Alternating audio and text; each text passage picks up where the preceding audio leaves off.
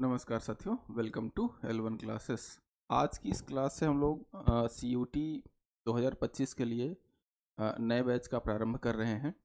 और आज से हम लोग CUT का जो डिफरेंट सिलेबस है, सबसे पहले हम लोग सिलेबस को डिस्कस करेंगे। जो एग्ज़ाम होने वाला है, अभी तक तो जो इन्फॉर्मेशन हमें प्राप्त हुई है वो 2024 के संदर्भ में ज़्यादा थी। और अब 2025 का जो CUT का बैच है उसके लिए कुछ आयोग ने डिफरेंट डिफरेंट प्रेस कॉन्फ्रेंस के माध्यम से, डिफरेंट डिफरेंट न्यूज़ चैनल्स के माध्यम से जो इन्फॉर्मेशन हम तक अभी आई है उस पर बेस्ड हम एक एनालिसिस करेंगे पैटर्न की।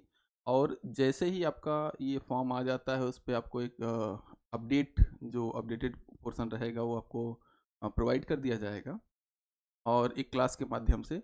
और सबसे पहले CUT के बारे में हम लोग ये जानना समझना चाहेंगे, या फिर ये हम आपको बताना चाहेंगे कि CUT का जो एग्ज़ाम है ये यूनिवर्सिटीज़ में अलग अलग, भारत की लगभग 250 से ज़्यादा यूनिवर्सिटीज़ इसमें शामिल हैं। और उन सभी यूनिवर्सिटीज़ में एडमिशन के लिए ये कॉमन यूनिवर्सिटी का जो एक एंट्रेंस टेस्ट है वो ऑर्गेनाइज किया जाता है NTA के द्वारा, नेशनल टेस्टिंग एजेंसी के द्वारा। ठीक है, तो आइए हम लोग यहाँ पे स्टार्टिंग करते हैं। सबसे पहले जो हमारा सिलेबस है, सिलेबस का पोर्शन यहाँ पे देखेंगे हम लोग। तो सिलेबस के लिए सबसे पहले हम लोग डिस्कस करेंगे यहाँ पर जो NTA के माध्यम से किस तरीके से इसको ऑर्गेनाइज किया जाता है। तो सबसे पहले यहाँ पर देखेंगे तो ये CUT जो हमारा एग्ज़ाम है, कॉमन यूनिवर्सिटी एंट्रेंस टेस्ट 2025। और यहाँ पर जो जो हम लोग यहाँ पे चर्चा पर चर्चा करेंगे, या जो एक तरीके से कहा जाए, जो हमारे पास यहाँ पे हम लोग पढ़ाई करेंगे, ये यूनिवर्सिटी के एंट्रेंस के एग्ज़ाम और अब तक का जो सिलेबस है उसके अकॉर्डिंग टू द पॉइंट हम लोग बातें करेंगे। ठीक है, तो यहाँ पर देखिए सबसे पहले कॉमन यूनिवर्सिटी टेस्ट जो 2025 का होने वाला है, इसके बारे में अभी इसका सिलेबस जो आया, मतलब नोटिफिकेशन हुआ नहीं है। फरवरी के लास्ट में ये नोटिफिकेशन आएगा और अप्रैल लास्ट या मई में जाके इसका एंट्रेंस एग्ज़ाम होगा। तो जब नोटिफिकेशन आ जाएगा तो उसके माध्यम से आपको एक विशेष सूचना के तौर पर आपको फिर से अपडेट कर दिया जाएगा। लेकिन उससे पहले जो 2024 या 2023 के जो एग्ज़ाम्स हुए हैं उन पर बेस्ड जो क्वेश्चंस हैं, या फिर जो उन पर बेस्ड हमारे पास जो इन्फॉर्मेशंस हैं, उन इन्फॉर्मेशंस की चर्चा यहाँ पे हम लोग करते हैं। ठीक है, तो नेशनल टेस्टिंग एजेंसी द्वारा ये एग्ज़ाम कराया जाता है, NTA द्वारा ये एग्ज़ाम कराया जाता है। पर्पज़ क्या होता है इस एग्ज़ाम का? तो एडमिशन किसके लिए? To undergraduate programs in participating universities. और यहाँ पर एक चीज़ ध्यान दीजिएगा कि 250 से ज़्यादा यूनिवर्सिटीज़ यहाँ पे शामिल हैं। ठीक है, including central universities like DU, BHU, JNU, इस तरीके से इलाहाबाद यूनिवर्सिटी भी उसमें शामिल है, हमारी अपनी प्यारी इलाहाबाद यूनिवर्सिटी, तो वो भी यहाँ पे शामिल है। ठीक है, अब यहाँ पे देखेंगे तो जो अभी लेटेस्ट एक प्रेस कॉन्फ्रेंस के माध्यम से, या एक जो आयोग ने NTA के जो चेयरमैन हैं, अ, ये मामिडाला और जगदीश कुमार, या MJ कुमार, हम इनको शॉर्टकट में कहेंगे, ज़्यादा अच्छा रहेगा। और इन्होंने एक प्रेस कॉन्फ्रेंस के माध्यम से जो अभी इन्फॉर्मेशन दी है CUT एग्ज़ाम के बारे में, उस पर बेस्ड जो इन्फॉर्मेशंस है, जो इन्होंने वहाँ पे टू द पॉइंट जो बातें बताई हैं, हम उस पर उसकी पहले चर्चा करते हैं। फिर उसके बाद आपका एग्ज़ाम का पैटर्न, एग्ज़ाम का स्वरूप, एग्ज़ाम किस तरीके से रहेगा, क्या टाइमिंग होती है, कंप्लीट इन्फॉर्मेशन हम लोग इसके बारे में जानने वाले हैं। ठीक है, तो इन्होंने एक अनाउंसमेंट किया कि जो as per latest CUT exam pattern 2025, the exam will now only be conducted in computer based mode. तो एक चीज़ यहाँ पे ये कॉमन आपके लिए हो जाएगी कि इस बार एग्ज़ाम जो है वो केवल CBT मोड में होगा, कंप्यूटर बेस्ड मोड, या कंप्यूटर बेस्ड टेस्ट, CBT। ठीक है, पहले क्या होता था 2024 या उसके 2000 पहले, उसमें होता था कि दोनों आपको ऑप्शन दिया जाता था। आप चाहे कंप्यूटर पे अटेम्प्ट करना चाहें क्वेश्चन पेपर, या फिर ऑफलाइन मोड में पेन पेपर पे आप अटेम्प्ट करना चाहें, तो दोनों तरीके से प्रोवाइड किया जाता था, या दोनों तरीके से आपको ऑप्शन दिए जाते थे एग्ज़ाम देने के। लेकिन इस बार केवल कंप्यूटर बेस्ड ये टेस्ट रहेगा।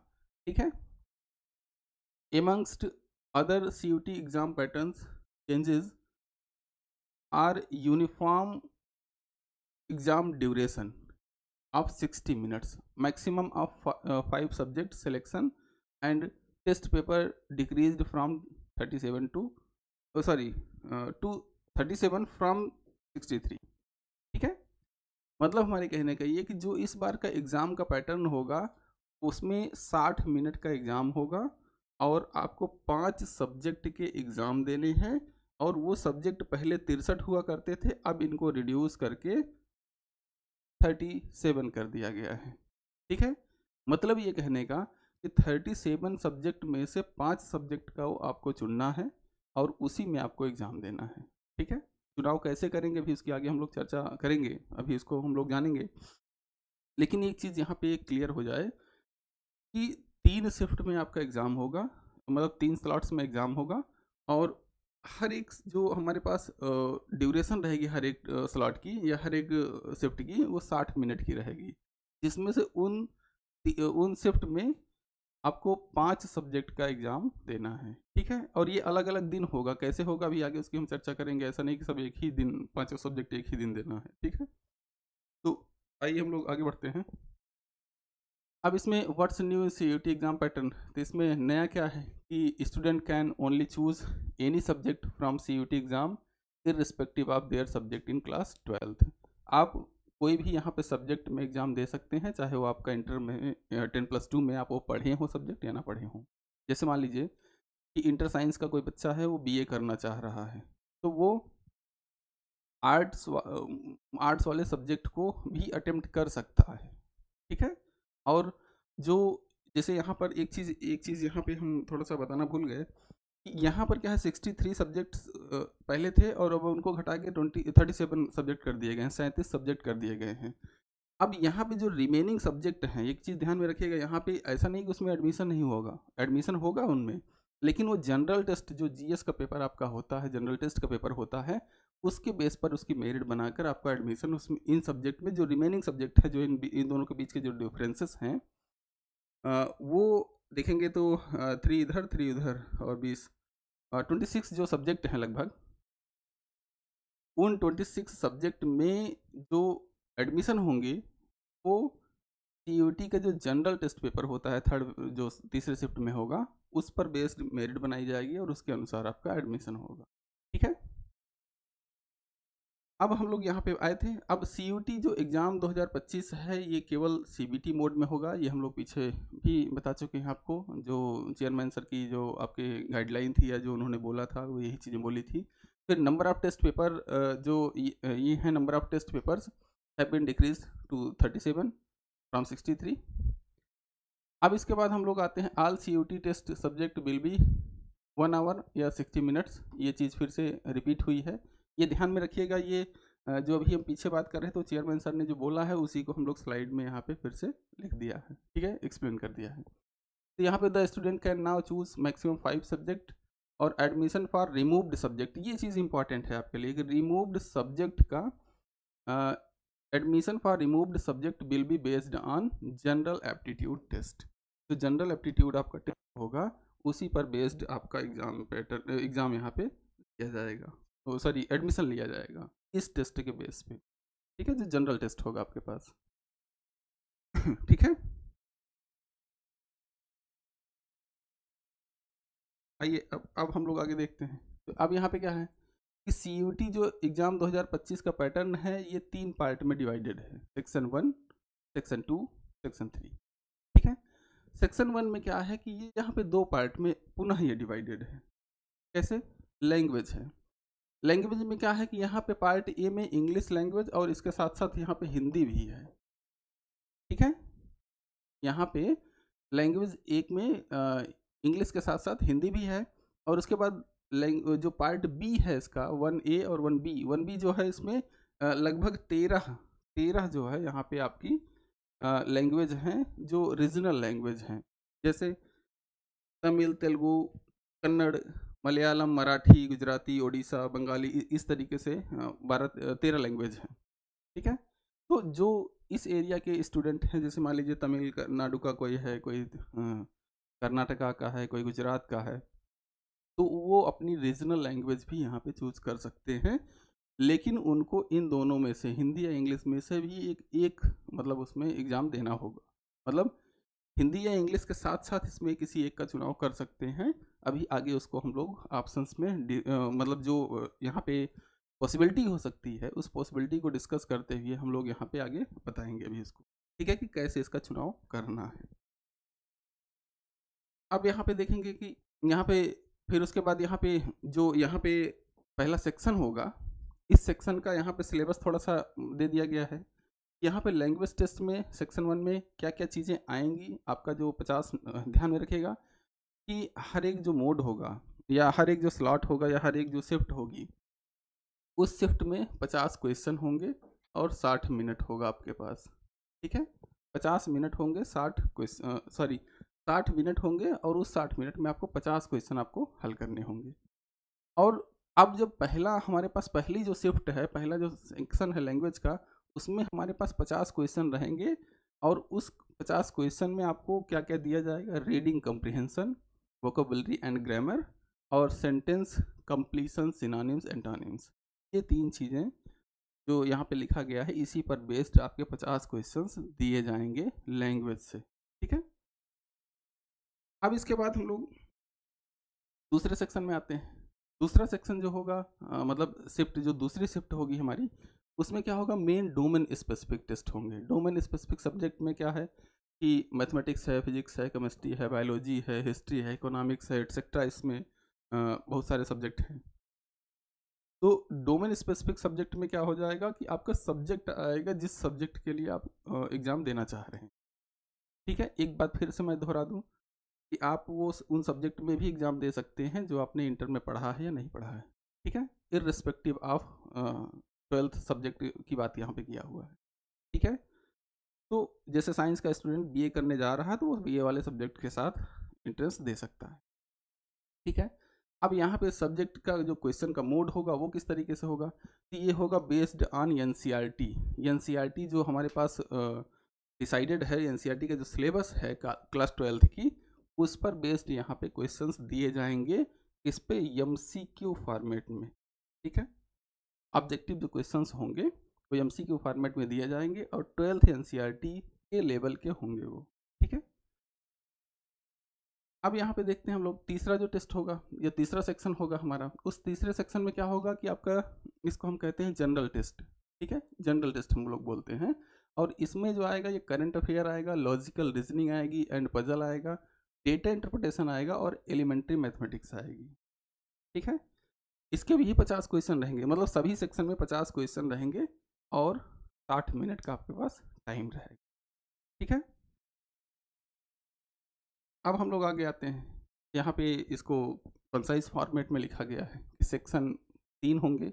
पहला सेक्शन होगा लैंग्वेज का, दूसरा डोमेन का, उसके बाद तीसरा जनरल टेस्ट का। इसमें क्वेश्चन और टाइमिंग की बात की गई है। तो क्वेश्चन और टाइमिंग की बात की गई है तो यहाँ पर देखेंगे तो यहाँ पे 50 क्वेश्चन रहेगा, 60 मिनट रहेगा। यहाँ पे भी दूसरे डोमेन सब्जेक्ट में दूसरे में भी दूसरा जो सेक्शन होगा उसमें भी 50 क्वेश्चन, 60 मिनट, और तीसरा जो जनरल टेस्ट रहेगा उसमें भी 50 क्वेश्चन रहेंगे और 60 मिनट आपके पास समय रहेगा। ये सब्जेक्ट क्या रहेंगे यहाँ पे, इसका मतलब क्वेश्चन का जो तरीका रहेगा, किस लिए पूछा जा रहा है, तो लैंग्वेज की प्रोफिशिएंसी चेक करने के लिए यहाँ सब्जेक्ट का आपका नॉलेज चेक होगा, और यहाँ पे रीजनिंग एंड जीके, मतलब आप जनरल जो दुनिया चल रही है, आपकी पढ़ाई के अलावा जो दुनिया चल रही है उसके बारे में आपको कितनी जानकारी है, वो तीसरे टेस्ट के माध्यम से आपको मतलब पूछा जाएगा, ठीक है, कि आपको कितनी जानकारी उसके बारे में है, ठीक है। अब यहाँ पे जो टेस्ट होगा, 5 सब्जेक्ट आपको चुनना है और उन 5 सब्जेक्ट में हर एक सब्जेक्ट जो भी होगा वो 250 मार्क का होगा, ठीक है।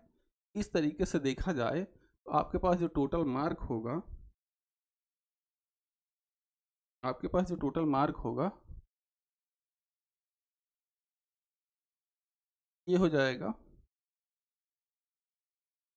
1250 नंबर।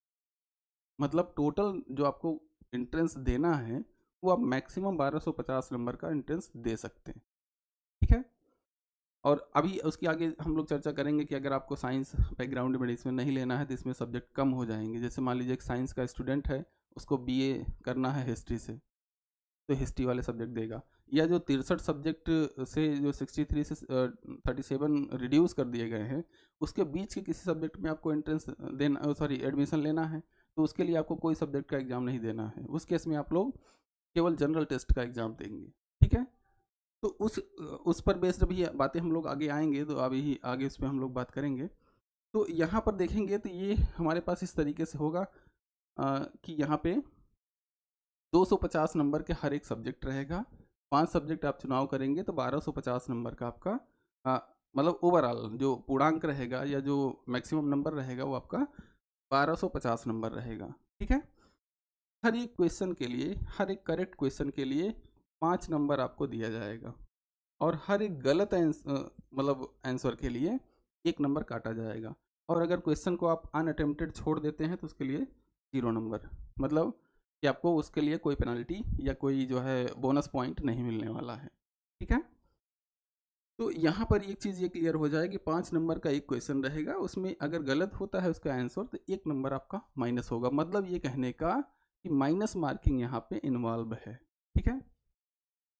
अब इसके बाद देखते हैं यहाँ पे हमने टोटल जो ओवरऑल अब तक जो हम लोगों ने पढ़ा हुआ है या समझा हुआ है या जाना हुआ है, उसको एक यहाँ पे फॉर्मेट में एक टेबल के माध्यम से दिखा दिया गया है। तो यहाँ पर देखेंगे तो यहाँ पर जो हमारे पास यहाँ पे जो टेबल बनाई गई है, ये टेबल क्या है कि सेक्शन वाइज यहाँ पे दिया गया है कि सेक्शन पहला है, यहाँ दूसरा है, यहाँ तीसरा सेक्शन, ठीक है। पहले सेक्शन में क्या है कि यहाँ पे कह रहा है कि there are 13 different languages, any of these language may be chosen.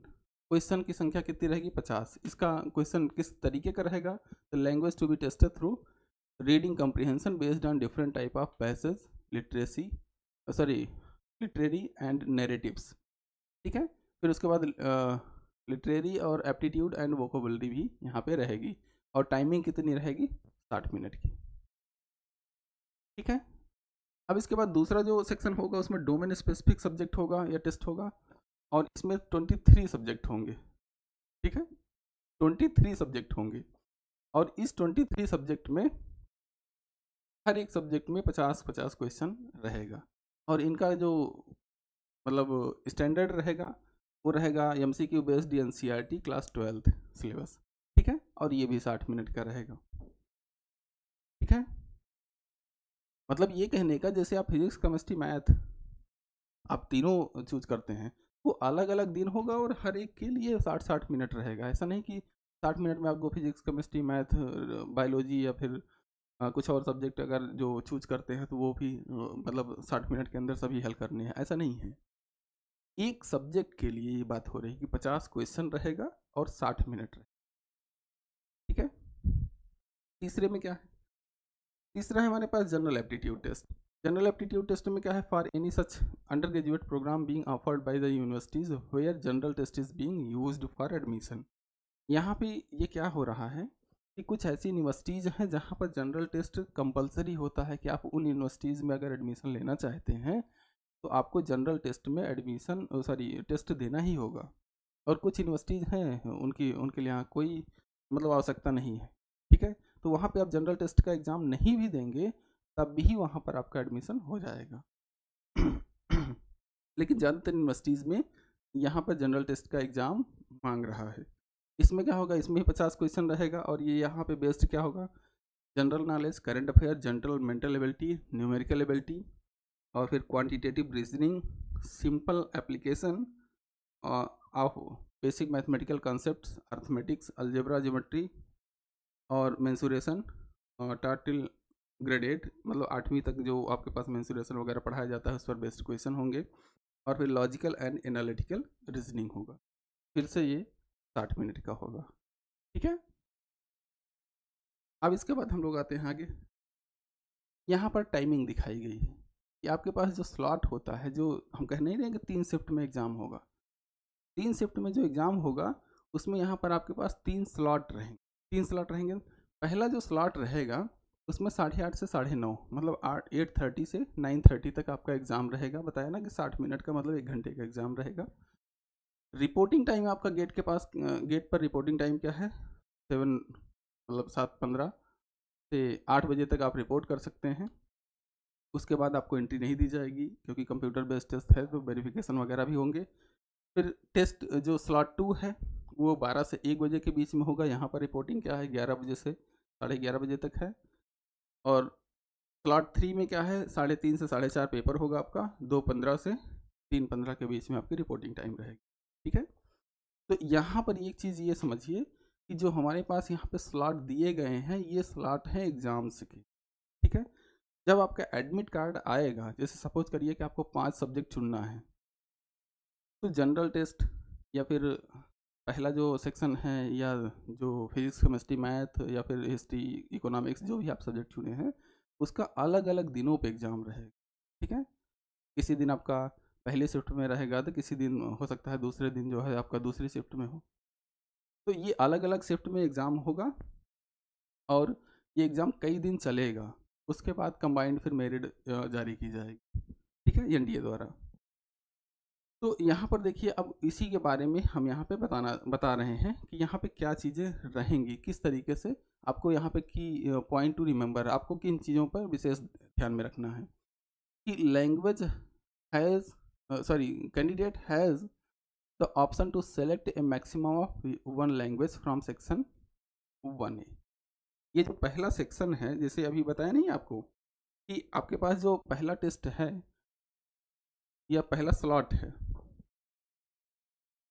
ठीक है, फर्स्ट जो आपके पास सेक्शन है इसमें हम आपको बताया कि इसमें 2 सेक्शन होंगे ए और बी। ठीक है, ये फर्स्ट सेक्शन में ए और बी होंगे और ए और बी में हमने बताया कि इंग्लिश और हिंदी 2 ही लैंग्वेज है। सेक्शन बी में आपके पास 13 लैंग्वेज। ठीक है, तो 1A मतलब पहली जो आपके पास मतलब सेक्शन है उसके पहले सेक्शन के पहले पार्ट से आपको एक लैंग्वेज का चुनाव आवश्यक है। ठीक है, हिंदी या इंग्लिश में आपको एग्ज़ाम देना ही देना है। फिर उसके बाद दूसरे में क्या है, दूसरा पार्ट जो है उसमें तेलुगु, तमिल, कन्नड़, मलयालम और फिर उसके बाद आसामी, गुजराती, इस तरीके से जो डिफरेंट लैंग्वेज हैं उनका एग्ज़ाम रहेगा। तो वो उधर के क्षेत्र के जो बच्चे हैं, जो स्टूडेंट हैं, वो उनका एग्ज़ाम दे सकते हैं। ठीक है, लेकिन एक चीज़ यहाँ पे ध्यान में रखिएगा कि पहले 1A सेक्शन से आपको एक लैंग्वेज का एग्ज़ाम देना ही है किसी भी कहीं भी एडमिशन लेने की। ठीक है, और हाँ कुछ यूनिवर्सिटीज़ में अभी इसकी आवश्यकता नहीं है, उसकी भी हम आगे चर्चा करेंगे। तो it is mandatory for one of the user language to be domain specific language. ठीक है, तो यहाँ पे ये मैंडेटरी है कि वो डोमेन स्पेसिफिक लैंग्वेज होनी चाहिए। जिस स्ट्रीम में आप पढ़ना चाह रहे हैं हिंदी या इंग्लिश मीडियम में वो उस स्ट्रीम की होनी चाहिए। अब उसके बाद सेक्शन 2 का है क्या है कि candidate can choose a maximum of 3 subject.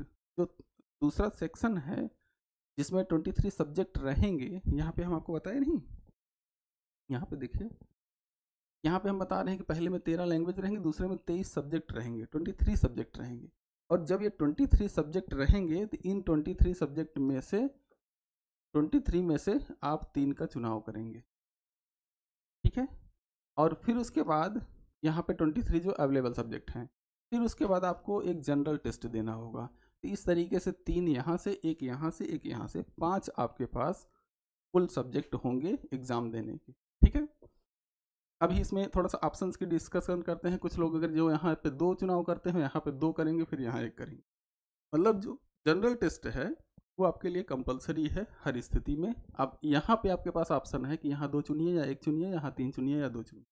ठीक है, तो आगे हम लोग आते हैं। अब देखिए यहाँ पे 2 ऑप्शन दिखाए गए हैं। कैसे कि मान लीजिए आपको 5 सब्जेक्ट का चुनाव करना ही है, तो 5 सब्जेक्ट में से क्या करेंगे, पहले एक लैंग्वेज चुन लीजिए, 3 डोमेन सब्जेक्ट चुन लीजिए और टेस्ट। 5 हो गया, 1, 3 और 1।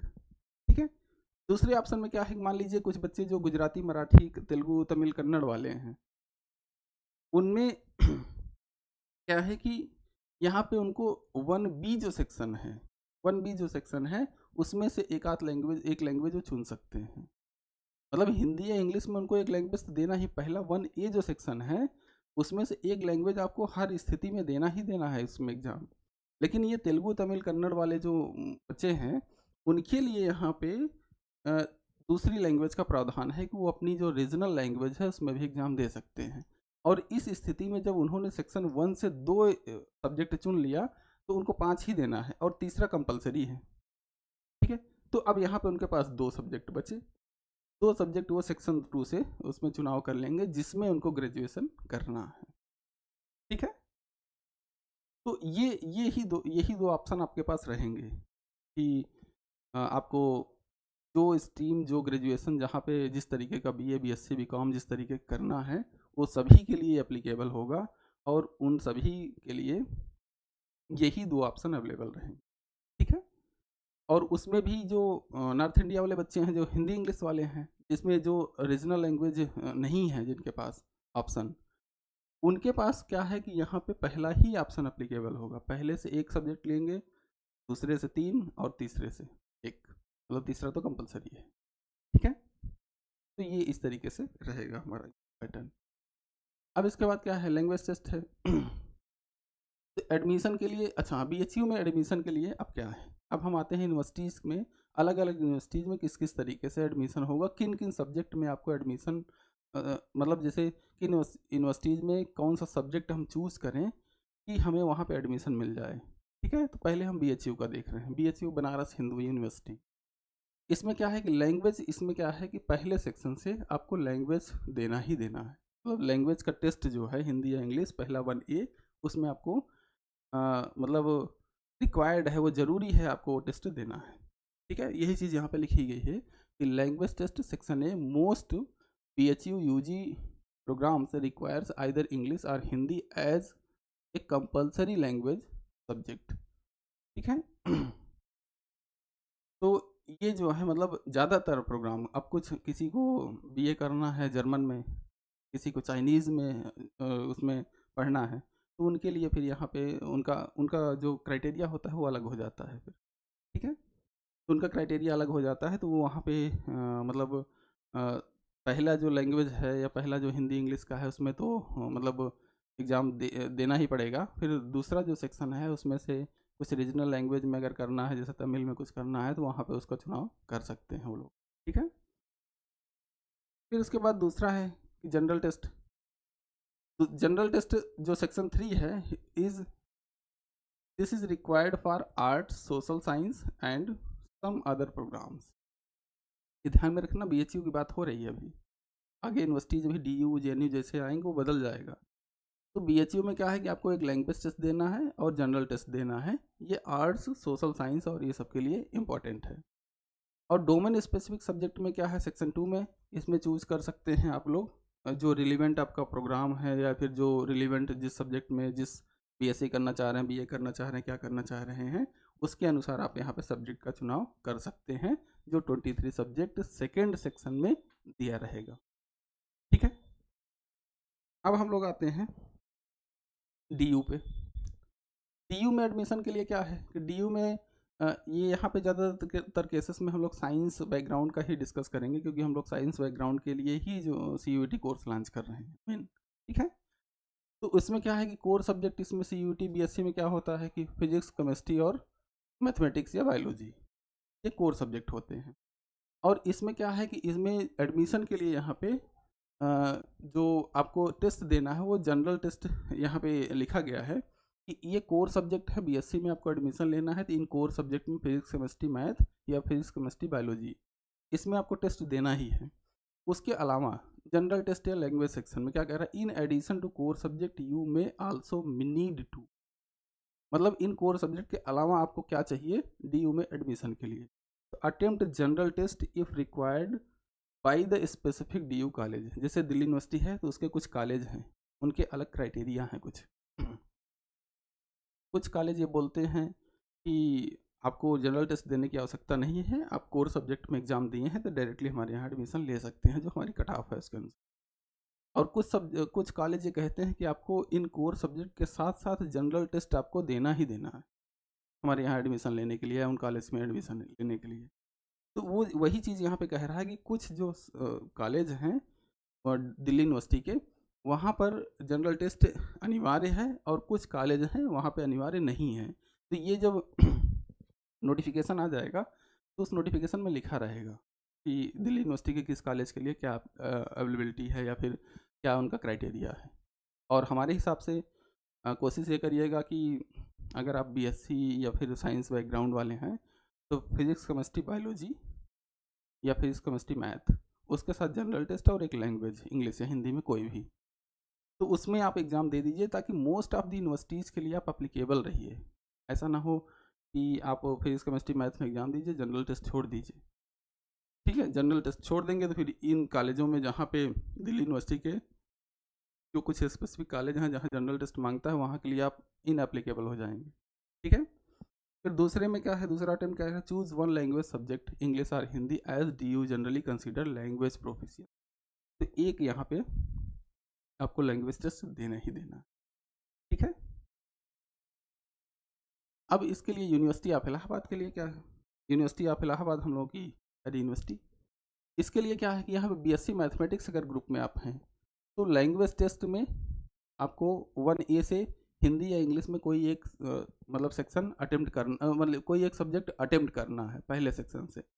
दूसरे सब्जेक्ट में, दूसरे सेक्शन में क्या है, यहाँ पे फिजिक्स मैथमेटिक्स और कंप्यूटर साइंस, ये आप मतलब ये आप फिजिक्स केमिस्ट्री कुछ जो बायोलॉजी हैं बायोलॉजी वाले बायोलॉजी कर सकते हैं, मैथ वाले मैथ अटेम्प्ट कर सकते हैं। ठीक है, और फिर उसके बाद कह रहा है select any two from above 3 subject, इन तीनों में से अगर बीएससी में एडमिशन लेना है तो इन तीनों में से 2 का आपका चुनाव करना होगा। जैसे मान लीजिए कि आपको बीएससी बायोलॉजी से करना है तो फिजिक्स मैथमेटिक्स कंप्यूटर साइंस, इन 3 में से 2 का आपका चुनाव करना है। और और उसके अलावा तीसरा जो रहेगा वो आपको मतलब जो सब्जेक्ट रहेगा मैथमेटिक्स का है, मैथमेटिक्स है ही, और उसके साथ आप केमिस्ट्री अटेम्प्ट कर लीजिए या बायोलॉजी अटेम्प्ट कर लीजिए, बायोलॉजी के लिए केमिस्ट्री अनिवार्य है। ठीक है तो ये ध्यान में रखिए, अभी मैथमेटिक्स ग्रुप की हम बात कर रहे हैं, अभी बायोलॉजी वालों की अलग बात होगी। ठीक है, जब मैथमेटिक्स ग्रुप में एडमिशन ले रहे हैं तब की हम चर्चा कर रहे हैं कि इन तीनों में से कम 2 आपको चुनाव करना है और बाकी फिर जनरल टेस्ट। ठीक है, जनरल टेस्ट आपको देना है, मतलब एक यहाँ से 2 यहाँ से 2 मतलब इन तीनों में से 2, और फिर इसके बाद देखिए अब इसमें केमिस्ट्री आपको देना है या फिर और कोई सब्जेक्ट आपको लेना है तो उस हिसाब से जो है आप यहाँ पे एग्ज़ाम दे सकते हैं। ठीक है, तो मतलब 3 सब्जेक्ट आपको यहाँ से फिजिक्स मैथमेटिक्स के साथ केमिस्ट्री ले लीजिए, ज़्यादा अच्छा रहेगा। 3 यहाँ पे हो गए, एक यहाँ हो गया, एक यहाँ हो गया, तो आपका ये 5 मतलब सब्जेक्ट हो जाएंगे। और यहाँ पर एक चीज़ इंपॉर्टेंट ये है कि this section is compulsory for the Allahabad university. ठीक है, जनरल टेस्ट कंपलसरी है यूनिवर्सिटी ऑफ इलाहाबाद के लिए। ठीक है, अब इसके बाद हम लोग आते हैं यूनिवर्सिटी ऑफ इलाहाबाद में जो बायोलॉजी ग्रुप है उसके लिए। बायोलॉजी ग्रुप में क्या है, यहाँ पे देखेंगे तो लैंग्वेज टेस्ट में इंग्लिश या हिंदी आपको चूज करना ही है। ठीक है, कोई एक सब्जेक्ट आप चुनाव कर लीजिए। फिर डोमेन स्पेसिफिक जो सब्जेक्ट है उसमें बायोलॉजी और केमिस्ट्री, यहाँ पे कह रहा है both subject are compulsory, biology और केमिस्ट्री आपको चुनना ही है, मतलब वहाँ पे इन दोनों का चुनाव करना ही है। फिर जनरल टेस्ट में ये भी चुनना है क्योंकि दिस इज कंपलसरी। ठीक है, तो यहाँ पे 3 सब्जेक्ट में जब आप बायोलॉजी ग्रुप में एडमिशन लेंगे तो 3 सब्जेक्ट में बायोलॉजी और केमिस्ट्री आपको बायोलॉजी केमिस्ट्री में एग्जाम देना ही है। उसके अलावा आप फिजिक्स भी फिजिक्स का दीजिए या मैथमेटिक्स का दीजिए या फिर कुछ और एग्जाम दे लीजिए। ठीक है, तो 23 सब्जेक्ट हैं, लेकिन इन दोनों में जिस हिसाब से जो इलाहाबाद यूनिवर्सिटी ने अनाउंसमेंट किया हुआ है, बायोलॉजी और केमिस्ट्री आपका चुनाव करना ही है बीएससी में एडमिशन। ठीक है, आगे अब हम लोग आते हैं, तो अब यहाँ पे होम साइंस या फिर फैमिली एंड कम्युनिटी जो साइंस हैं उनके लिए यहाँ पे इलाहाबाद यूनिवर्सिटी में क्या प्रावधान है, तो एक सब्जेक्ट मतलब पहले लैंग्वेज से, फिर उसके बाद डोमेन स्पेसिफिक में क्या है, होम साइंस कंपलसरी है इसके लिए, और उसके बाद 2 सब्जेक्ट और आप चुन लीजिए अपने हिसाब से। फिर जनरल टेस्ट भी कंपलसरी है, मतलब क्या कि इलाहाबाद यूनिवर्सिटी के किसी भी स्ट्रीम में आप एडमिशन लेंगे तो जनरल टेस्ट इज़ कंपलसरी, और जनरल टेस्ट ही जो जो आप लोग मतलब जो जनरल टेस्ट के जो सब्जेक्ट हैं या जो कोर पॉइंट हैं या जो चीज़ें हैं, वही सबसे ज़्यादा आप लोग नहीं पढ़े हैं। इंटर के एग्ज़ाम में 10+2 के एग्ज़ाम में ज़्यादातर जिन सब्जेक्ट में आप एग्ज़ाम देंगे, हिंदी हो, इंग्लिश हो या फिर डोमेन स्पेसिफिक में फिजिक्स, केमिस्ट्री, मैथ, बायोलॉजी जो भी हो, कंप्यूटर साइंस हो, और या कुछ लोग और भी सब्जेक्ट पढ़ते हैं 10+2 में, तो वो आपका तो यहाँ पे पढ़े ही हैं, लेकिन यही एक पोर्शन है जिसको आप लोग ना के बराबर पढ़े हैं। इसलिए आपको अगर अच्छी रैंक लानी है, अच्छी यूनिवर्सिटी में जाना है, तो दिस सब्जेक्ट या this test section 3 is very important for all of you. ठीक है। अब इसके बाद यहाँ पे थोड़ा सा मार्क देख लेते हैं कि इनके CUT की कट ऑफ कितनी जाती है। तो यहाँ पे परसेंटाइल में अगर बात की जाए, 700 प्लस के लिए 99 परसेंटाइल ये लोग बोलते हैं। ए स्कोर ऑफ 700 और above is typically associated with a 99 plus percentile. फिर स्कोर बिटवीन दिस, इसके लिए 98 परसेंटाइल। फिर स्कोर रेंजिंग 500 से 600 के बीच में 90 परसेंटाइल। फिर 400 से 500 के बीच में 80 प्लस परसेंटाइल है। फिर 300 से 400 के बीच में 60 से 70 परसेंटाइल। ठीक है। अब हम कुछ यूनिवर्सिटीज़ का 2024 का कट ऑफ देख लेते हैं। कट ऑफ में क्या है दिल्ली यूनिवर्सिटी का? पहले PA के लिए 95% प्लस, PA ऑनर्स इकोनॉमिक्स के लिए 98%, PA honours expected cut off 96, PA honours mathematics के लिए 97, और BA यहाँ पे केमिस्ट्री के लिए यहाँ पर देखेंगे तो ये 95% प्लस परसेंटाइल आपको चाहिए होगा एडमिशन के लिए, जो कट ऑफ थी पिछले साल की। इसका मतलब ये हो गया कि आप 90% या फिर कुछ भी परसेंटाइल आपको लाने के लिए आपके लिए जितना सेक्शन 2 इम्पॉर्टेंट है, जैसे साइंस बैकग्राउंड वाले बच्चे क्या करते हैं, सबसे ज़्यादा फिजिक्स, केमिस्ट्री, मैथ पूरे जीवन भर पढ़ते हैं। पूरे 2 साल में वो सबसे कम पढ़ते हैं हिंदी, और उसके बाद इंग्लिश। सबसे ज़्यादा वो मैथ पढ़ते हैं, केमिस्ट्री पढ़ते हैं, बायोलॉजी पढ़ते हैं, बायोलॉजी वाले बायोलॉजी पढ़ते हैं, और मैथ वाले मैथ पढ़ते हैं, और फिजिक्स वाले और फिजिक्स सभी पढ़ते हैं। ठीक है। तो हमारे कहने का मतलब ये हो गया कि आप 90% परसेंटाइल आपको अगर क्रॉस करना है, मतलब 700 प्लस नंबर, अगर मतलब 90 परसेंटाइल का मतलब हो गया यहाँ पे कि 600 नंबर, लगभग 500 से 600 नंबर, मतलब 600-700 नंबर अगर आपको लाना है अच्छी यूनिवर्सिटीज़ में जाने के लिए, मतलब 700 प्लस नंबर होने चाहिए। तो 700 प्लस नंबर आपके लिए कम से कम मान के चलिए कि आपको जनरल टेस्ट बहुत ही आसानी से आपको पहुँचा देगा वहाँ। जनरल टेस्ट और लैंग्वेज में, तो इसलिए इनको इग्नोर नहीं करिएगा। जब हम आपको सिलेबस पढ़ाना शुरू करेंगे, अभी हम जनरल टेस्ट ही पढ़ाएंगे, अभी नाम बता दे रहे हैं टीचरों कि कौन टीचर कौन पढ़ाने वाला है। तो वहाँ पर एक चीज़ ध्यान दीजिएगा ये कि जनरल टेस्ट में विशेष इंपॉर्टेंस इसलिए है कि जनरल टेस्ट आप लोगों के लिए एकदम नेग्लिजिबल रहता है हमेशा पूरे इंटर के दौरान। 11th-12th में या फिर उसके पहले भी आप लोग ना बहुत साइंस पढ़ते हो, मतलब जनरल साइंस मतलब फिजिक्स, केमिस्ट्री, मैथ नहीं, जनरल साइंस जो होता है, जो रियल लाइफ वाले साइंस होते हैं। और उसके बाद ना तो आप लोग बहुत हिस्ट्री पढ़ते हो, ना पॉलिटी पढ़ते हो, ना बहुत ही ज्योग्राफी पढ़े हो, बहुत ही करंट अफेयर की घटनाएं आपको नहीं पता होती हैं। तो वो सारी चीज़ें यहाँ पे पूछी जाएंगी, और वो विशेष इंपॉर्टेंस की हैं। विशेष आपको इम्पोर्टेंस, अगर अच्छी यूनिवर्सिटीज़ में एडमिशन लेना है तो आपको उनको इम्पोर्टेंस, अच्छा खासा इम्पोर्टेंस देना पड़ेगा। ठीक है। और फिर इसके बाद यहाँ पे हम लोग आएंगे BHU के लिए। BHU के लिए भी देखेंगे तो 170%, अच्छा कट ऑफ, ये कट ऑफ की बात 200%, और ये BSc ऑनर्स के लिए, फिर BSc ऑनर्स के लिए 160 प्लस। ये कट ऑफ हैं, ये कट ऑफ जो है हर साल चेंज होती रहती हैं, इसमें कोई बड़ी बात नहीं। ठीक है।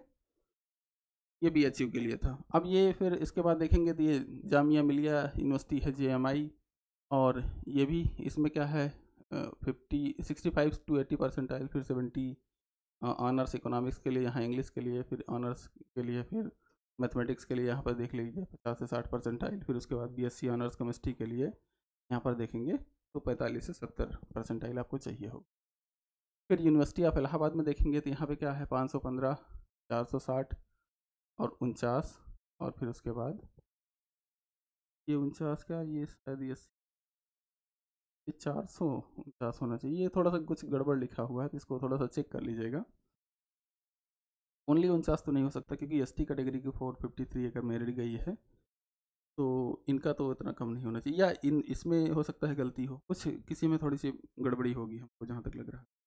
ठीक है, फिर इसके एक बार चेक कर लीजिएगा, हालांकि डेटा ये चेक करके ही डाला गया है, कुछ टाइपिंग मिसप्रिंट होती है, जो जो हमने लिख के दिया था हमको याद नहीं है अभी, मैंने ये लिख के दिया था, टाइपिंग मिसप्रिंट हो सकती है। ठीक है, फिर उसके बाद बायोलॉजी है, यहाँ पे बायोलॉजी वालों के लिए क्या है कि 545 एंड एबव, फिर इसके बाद 458, फिर 34, फिर 560, फिर यहाँ पे भी देखेंगे इन दोनों में थोड़ा सा मतलब संदेहास्पद है डेटा। ठीक है, ये दोनों तो सही है लेकिन ये वाले दोनों संदेहास्पद हैं। ठीक है, आप किसी भी कैटेगरी के हो यार, किसी भी कैटेगरी के हो, एक चीज़ यहाँ पे ध्यान में रखना कि कैटेगरी को आपको ध्यान नहीं देना है कि आप एससी कैटेगरी से हो, बीसी से हो, ईडब्ल्यूएस से हो, या फिर और किसी कैटेगरी है, माइनॉरिटी है, क्या है क्या नहीं, तो उस कैटेगरी को नहीं, आपको मेन जनरल मेरिट टारगेट करनी है, ताकि आपका एडमिशन अच्छी जगह हो सके। हमेशा कोई भी एग्ज़ाम मैं यहाँ से बता दे रहा हूँ कि आपको जनरल मेरिट का ही पीछा करना है। ठीक है, और हमेशा अगर एग्ज़ाम में आपको अच्छी जगहों पे सिलेक्शन लेना है, चाहे यहाँ पे भी ग्रेजुएशन का भी एग्ज़ाम हो रहा है, इसके बाद भी हम बताएंगे आपको, जब बीएससी में एडमिशन ले लोगे, बीएससी का जब सिलेबस हमसे पढ़ोगे तो उसमें हम बताते हैं अच्छे से कि बीएससी के दौरान क्या करना चाहिए, क्या नहीं करना चाहिए, 10+2 के बाद क्या करना है, क्या नहीं करना है।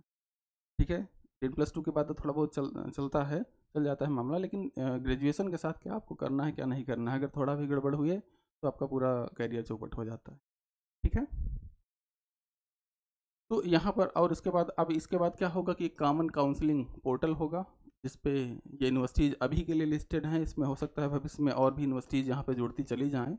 तो अभी के लिए बीएचयू है, जेएनयू है, कश्मीर यूनिवर्सिटी है, हैदराबाद यूनिवर्सिटी है, मिजोरम यूनिवर्सिटी है, जो यहाँ पे अभी के लिए दिया गया है उनको हम डाल दिए हैं। और आगे भविष्य में भी हो सकता है जब आपके पास नोटिफिकेशन आए तो उसमें ये यूनिवर्सिटीज़ मतलब आ जाएँ। तो अब इसमें कॉमन काउंसलिंग पोर्टल में क्या है कि आपको अपनी मेरिट के अनुसार कॉलेज का चुनाव करना होता है, तो उस पर आप चुनाव करिए, जहाँ पे आपका नंबर आए वहाँ पे जाके डॉक्यूमेंट वेरिफिकेशन कराइए, या कुछ जगहों पे ऑनलाइन डॉक्यूमेंट मांगा जाता है तो ऑनलाइन डॉक्यूमेंट आप अपलोड कर दीजिए, फिर डॉक्यूमेंट वेरिफिकेशन होगा, फिर उसके बाद आपको एडमिशन दे दिया जाए।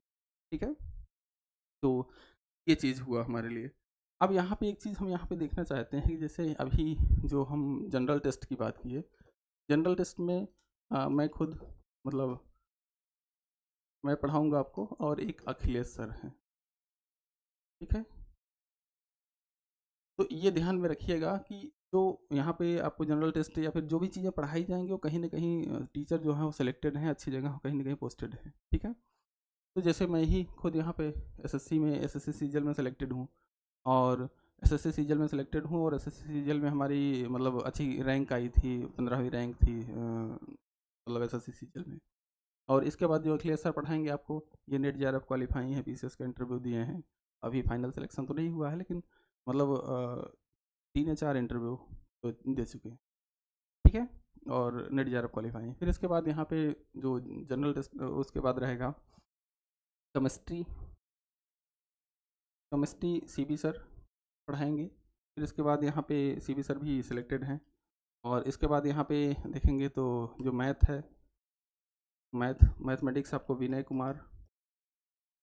सर द्वारा पढ़ाया जाएगा। फिर उसके बाद बायो रजनीश सर हैं, ये पढ़ाएंगे आपको। फिर इसके बाद और कौन सा बचा, फिजिक्स एक जो है अभी के लिए संतोष यादव सर हैं, वो पढ़ाएंगे। ठीक है, तो ये इस तरीके से है। और यहाँ पे और फिर उसके बाद लैंग्वेज का जो है वो सुनील सर पढ़ाएंगे, लैंग्वेज अगर आपकी हिंदी है तो वो सुनील सर एक हैं, वो पढ़ाएंगे। और फिर उसके बाद और भी टीचर हैं इस टीम में। ठीक है, तो अब हमसे जुड़ने के लिए हम आपको तरीके बता देते हैं कि जुड़ने के लिए हमसे क्या करिए कि L1 क्लासेस ऐप को डाउनलोड करिए। ठीक है, L1 classes Prayagraj, L1 classes Prayagraj app को आप डाउनलोड करिए प्ले स्टोर से, और इसके बाद आप यहाँ पे रजिस्टर कीजिए। आपको जब वहाँ पे रजिस्टर कर लेंगे तो आपको इसको रजिस्टर करने के बाद यहाँ पर देखेंगे तो एक CUET का एक आइकन बना होगा, उस CUET वाले आइकन में जाएंगे तो यहाँ पे अभी के लिए CUET का एक बैच चल रहा है, उस बैच में मात्र 999 रुपये अभी के लिए फ़ीस है। फीस भविष्य में बढ़ सकती है, अभी के लिए ऑफर टाइम है। ठीक है, क्योंकि यहाँ पर देखेंगे 7 से 8 टीचर पढ़ा रहे हैं, तो ये फीस हमारे हिसाब से लगभग मान के चलिए कि 100 रुपये पर सब्जेक्ट से ज़्यादा नहीं आने वाली है आपको, ठीक है। और इसके साथ साथ टेस्ट सीरीज़ भी आपको यहाँ पे प्रोवाइड की जाएगी। तो वो यहाँ पे मतलब सिलेबस प्लस 20 टेस्ट सीरीज रहेगी, ठीक है। 20 टेस्ट सीरीज रहेगी जो एग्ज़ाम के अकॉर्डिंग आपको डिज़ाइन की गई है, ताकि आपको अच्छे से एडमिशन आप लोग ले किसी अच्छी यूनिवर्सिटी में एडमिशन की तैयारी में टेस्ट सीरीज़ का विशेष रोल होता है। ये टेस्ट सीरीज़ इसी के साथ 999 वाले ही सेक्शन में ये शामिल है अभी के लिए, अगर अभी आप एडमिशन ले लेते हैं। और अगर लेट एडमिशन लेते हैं तो हो सकता है जो कोचिंग का मैनेजमेंट है वो कुछ इस पे अलग विचार विमर्श कर सकते हैं, तो बात की बातें हैं। लेकिन अभी के लिए आप लोग ये ऑफ़र टाइम चल रहा है, तो इस पे जाके आप लोग एडमिशन लीजिए। और फिर ये हमारे L1 क्लासेस का यूट्यूब चैनल है, ये टेलीग्राम का लिंक है। और CUT के लिए एक अलग यहाँ पे देखेंगे तो एक मतलब जो टेलीग्राम ग्रुप है वो बना दिया गया है, और वो टेलीग्राम ग्रुप हमारा ये पहले ही पेज पे यहाँ पे लिखा गया है, CUT 2025 L1 क्लास। अगर आप इस पे सर्च करते हैं, इसको मतलब टेलीग्राम पे डालते हैं या PDF में इसी पे क्लिक कर दीजिएगा तो आप वहाँ पे पहुँच जाएंगे, ठीक है। तो ये मतलब CUT के लिए है, जहाँ पे आपको इस ग्रुप में सभी क्लासेस के नोटिफिकेशन और सभी क्लासेस का PDF और उससे संबंधित जो टेस्ट सीरीज बनेगी उस ग्रुप में डाल दिया जाएगा, ऐप पे भी प्रोवाइड किया जाएगा और इस ग्रुप में भी प्रोवाइड कर दिया जाएगा। तो आप लोग वहाँ से जाके सारी इन्फॉर्मेशन ले सकते हैं, ठीक है। और किसी भी कन्फ्यूजन की स्थिति में आप इस नंबर पे संपर्क कर सकते हैं, इस नंबर पे कॉल करिए, डायरेक्ट हमसे बात होगी। और आप इस नंबर के माध्यम से कोई भी आपकी क्वेरी हो तो आप उसको मैसेज करके एनी टाइम आप लोग पूछ सकते हैं, ठीक है। तो अभी के लिए हम लोग यहीं पे अपनी क्लास रोकते हैं, और उम्मीद है कि आपको ये समझ में आया होगा। अगर कोई भी कन्फ्यूजन हो, कुछ भी हो, तो इस पे व्हाट्सअप, टेलीग्राम कुछ भी आप मैसेज भेजिए या फिर डायरेक्टली कॉल कर लीजिए, तो उस पर बात हो जाएगी इस नंबर पे हमसे ही, और वो आपकी सारी समस्याएं आपको दूर कर दी जाएंगी, ठीक है। और बाकी इस चैनल को, ये जो हमारे पास चैनल है, इस चैनल को ज़्यादा से ज़्यादा लाइक शेयर सब्सक्राइब करिए आप लोग, क्योंकि देख रहे हैं कि बहुत सारे लोग जो है मतलब क्लास देख रहे हैं लेकिन लाइक शेयर सब्सक्राइब नहीं करते हैं। तो उनसे विनम्र रिक्वेस्ट है एक तरीके से कि इस चैनल को लाइक शेयर सब्सक्राइब कीजिए, अपने दोस्तों में, अपने मित्र मंडली में जो भी लोग हैं उन तक पहुँचाइए, ठीक है। तो आज की क्लास यहीं रोकते हैं। Thank you for this class, have a nice day.